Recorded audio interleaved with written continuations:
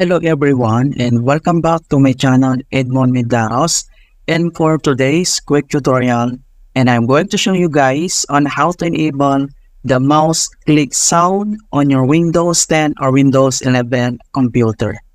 And without further ado, and let's go ahead. So all you have to do is to open up on the search menu, and then kailangan mo lang i-type dito yung control panel. And then, click mo lang dito yung open. And then, next step dito lang sa taas, ay click mo lang tong arrow na yan. And then, kailangan mo lang i-select dito yung large icons para makita mo lahat yung settings. And then, dito sa settings, ang next step ay kailangan mo lang i-select dito yung sound. Ito siya. So, click mo lang yan.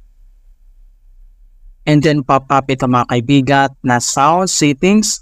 And then, next step dito lang sa taas ay kailangan mo lang i-select dito yung sounds. Ito siya. So, click mo lang yan. And then, next step, dito lang sa programs and events ay kailangan lang natin i-locate yung select. Okay? So, hanapin natin yung select. And then, ito na siya. So, i-click mo lang tong select. And then, next step, once na na-select mo na yan, and then dito sa baba, makikita mo dito yung sounds.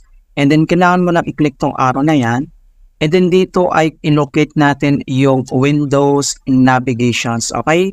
So, kailangan lang natin dito mag-scroll down at hanapin natin dito yung Windows Navigations. Start ito siya. So, kailangan mo yan i-click. And then, once na-click mo na siya, and then pwede mo naman itong i-test. Okay, so click mo na yung test.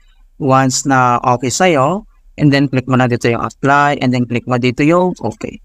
Alright, so ganun lang po kasimple on how to enable mouse click sounds in Windows 11.